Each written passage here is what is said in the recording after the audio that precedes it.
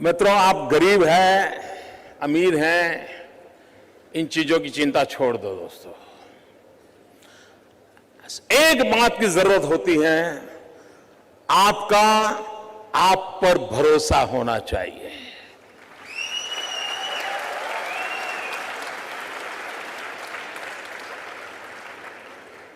मित्रों, मेरे परिवार में 7 पीढ़ी में राजनीति का रवि मालूम नहीं है। मेरे परिवार में कोई राजनीति क्या होती कुछ पता नहीं मेरे परिवार में। और मेरा बैकग्राउंड भी बिल्कुल सामान्य गरीब परिवार का है। आप में से बहुत कम लोगों को मालूम होगा, मैंने पहली बार अभी 2 दिन पहले दिल्ली में आया था तो पहली बार अपने मुंह से मैं बोला था, मित्रों, मैं बचपन में रेल के डिब्बे में चाय बेचता था।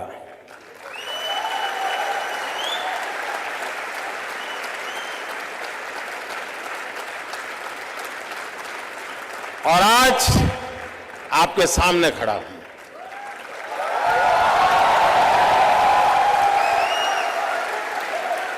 और इसलिए दोस्तों, आप ये चिंता छोड़ दीजिए आपका बैकग्राउंड क्या है। बिल्कुल घबराइए मत दोस्तों। आप किस परिवार में पैदा हुए हो, किस अवस्था में पैदा हो, चिंता छोड़ दीजिए दोस्तों। अगर आपके दिल में समाज के लिए, देश के लिए करने की आग है, निकल पड़िए दोस्तों, रास्ता अपने आप मिल जाएगा।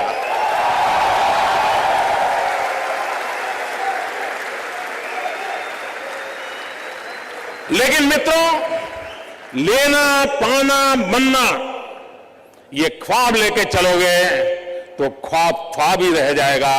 लेकिन देने के मिजाज से निकलोगे तो दुनिया आपके चरण चूमने लग जाएगी। ये मैं आपको विश्वास देता हूं।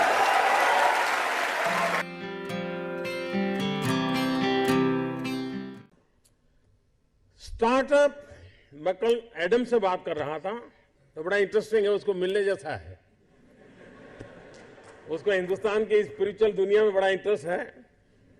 लेकिन उसने मुझे एक बात अच्छी बताई। वो कह रहा है जो पैसे कमाने के इरादे से आता है वो कभी स्टार्टअप कर ही नहीं सकता है।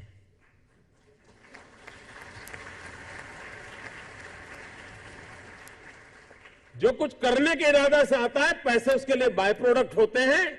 और आप सबने देखा होगा कि आप लोगों ने जब शुरू किया होगा तब आपने बैंक बैलेंस क्या होगा ये कभी नहीं सोचा होगा। लेकिन किसकी जिंदगी में क्या बदलाव लाता हूं यह सोचा होगा, तब हुआ होगा।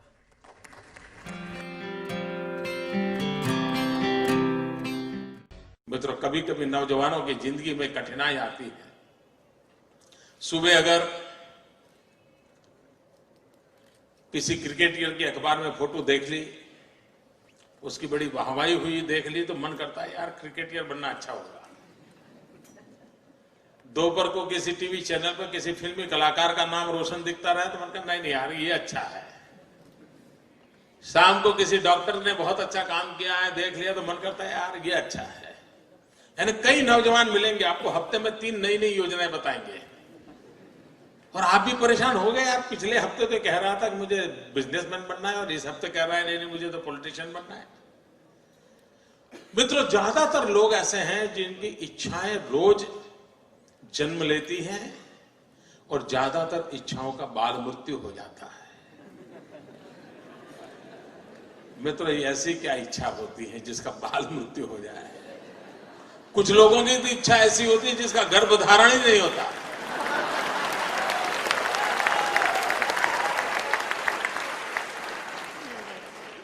और मित्रों, कुछ लोग होते हैं जिनकी इच्छाएं रोज बदलती रहती है। और जब इच्छाएं रोज बदलती रहती है तो आपके साथी आपको क्या कहते हैं? आपको यही कहेंगे यार छोड़ो, वो तो बड़ा तरंगी है, वो सुबह शाम नई नई चीजें सोचता रहता है, वो बेकार है यार, वो तो ऐसे ही उटपटांग बातें करता है। ऐसे कैसा ही होता है ना। मित्रों, मेरा कोई नौजवान साथी ऐसा नहीं होना चाहिए जिसकी इच्छाएं लोगों के लिए मजाक का कारण बने। कोई नौजवान ऐसा नहीं होना चाहिए जिसकी इच्छाएं तरंग बन जाए। और इसलिए मित्रों, आवश्यक है और कोशिश करनी चाहिए। इच्छा बुरी चीज नहीं है। लेकिन इच्छाओं को बदलते रहना बुरी चीज है। इच्छाएं स्थिर होनी चाहिए, और अगर इच्छा स्थिर है तो संकल्प बनती है, और संकल्प में जब परिश्रम जुड़ता है तो सिद्धि बन जाती है। और इसलिए इच्छा प्लस स्थिरता इज इक्वल टू संकल्प, संकल्प प्लस परिश्रम इज इक्वल टू सिद्धि। इस छोटे से अर्थ अलजेब्रा के समीकरण को लेकर के हम जिंदगी को बनाने की कोशिश करेंगे तो मैं मानता हूं मित्रों कि हम जीवन में कभी विफल नहीं हो सकते।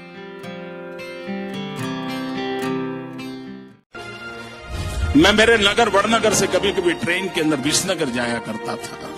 एक 12-15 साल का किशोर जिसको पोलियो हुआ था, कमर के नीचे का शरीर काम नहीं कर रहा था, वो मुश्किल से ट्रेन के अंदर चढ़ गया। उस गंदे कपड़े थे, भिक्षुक जैसा लगता था, लेकिन वो भीख नहीं मांगता था और हर किसी के पास जाकर के वो रिक्वेस्ट करता था मुझे बूट पॉलिश करने के लिए दीजिए। और उस समय 10-15 पैसे में बूट पॉलिश होती थी, और लोग कभी दया भाव के कारण, कभी करुणा के भाव के कारण उससे अपना जूतों की पॉलिश करवाते होंगे। लेकिन मैंने देखा, पॉलिश वाले करने वाले बहुत देखे थे, लेकिन इस बच्चे की तरफ मेरा ध्यान गया। मैं देख रहा था क्या कर रहा है। उसने क्या किया, अपने गंदे टूटे फूले झोले में से उस दिन का टाइम्स ऑफ इंडिया निकाला और उस पर लिखा था, ग्राहक के प्रति उसने लिखा था कि आज का दिन बहुत ही शुभ हो, आपकी यात्रा शुभ हो, आपके सारे काम सिद्ध हो। अंग्रेजी में उसने एक छोटा वाक्य लिखा था। और जैसे ही उसने जूते दिए पॉलिश करने के लिए, तो इसने उनके हाथ में टाइम्स ऑफ इंडिया पकड़ा दिया। उस ग्राहक को भी लगा कि 10 पैसे में पॉलिश हो रही है और 1 रुपये का अखबार पढ़ने को मिल जाता है। इस घटना को मैं देख रहा था तो मैंने उस बालक को पूछा, मैंने कहा भाई तुम हो कौन? बोले मैं कर्नाटक का हूं, तो कोई परिवार में है नहीं, मेरी शरीर की हालत अच्छी नहीं है, लेकिन मैं सम्मान से जीना चाहता हूं, इसलिए मैं यहां पहुंच गया हूं, करते करते काम कर रहा हूं।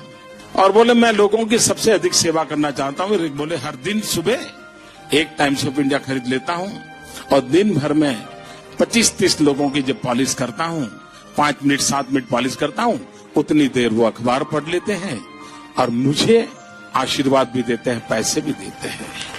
मैंने इस दृश्य को देखा तब मुझे गीता पूरी तरह समझ आ गई। मुझे लगा इसको कहते हैं योग कर्मसु कौशलम। पॉलिश करने वाले काम को उसने योग बना करके जिस प्रकार से उसमें प्रोफेशनलिज्म ला करके काम किया था, और यही तो योग कर्मसु कौशलम है, जो जिंदगी को जोड़ देता है,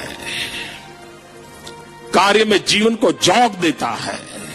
वो यौगिक अवस्था को प्राप्त करके जीवन में एक अद्भुत अनुभूति का एहसास करता है। संगठन का काम करना ये उनका जो मूलतम कार्य है वो है। कई प्रांतों में पार्टी का काम करते रहे हैं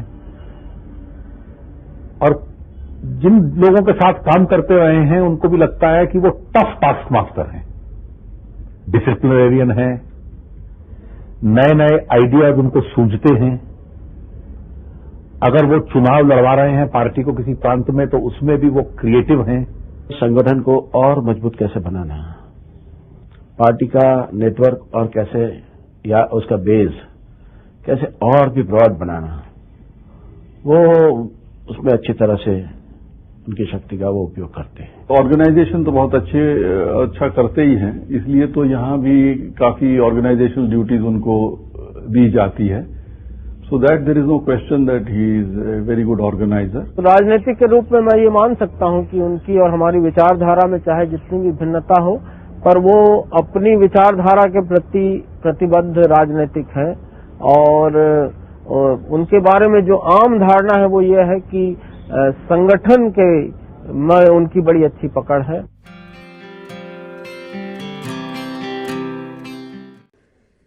क्योंकि ज्यादातर ये फर्स्ट जनरेशन एंटरप्रेन्योर है, ऑल स्टार्टअप्स। और जब कुछ सोचा होगा, नहीं बेटे अपना काम नहीं, तो कहीं नौकरी कर ले, शुरू में जब दोस्तों ने सुना होगा, बहुत मजाक उड़ाया होगा, उपहास किया होगा, जाते आते आपको उसी उपनाम से सुनाते होंगे, ये कुछ करने वाला है, ये करने वाला है। फिर एक पल आया होगा, सारी दौर विरोध हुआ होगा, सब दौर परिवार के लोगों ने विरोध किया होगा, नहीं ये नहीं करना है, जाओ कमाओ, नौकरी कर लो, देखो उसका पहचान है, वो नेताजी को जानते हैं, जाओ उसको मिल लो।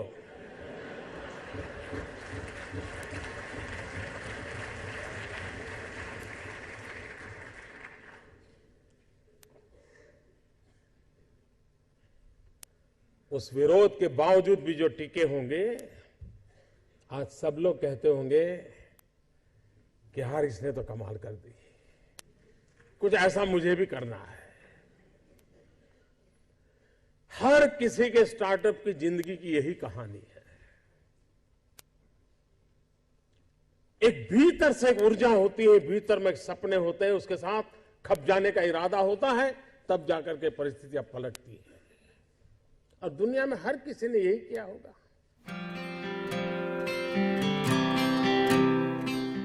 आपके जीवन में आप उस अवस्था में है, उस अवस्था में इतना पसीना बहाना चाहिए, इतना पसीना बहाना चाहिए, साथियों को लगना चाहिए कि यार ये एक बड़ा अवसर ऐसा है, खुद मेहनत करता है तो और औरों को कभी कहना नहीं पड़ता है, तो सब लोग दौड़ते हैं।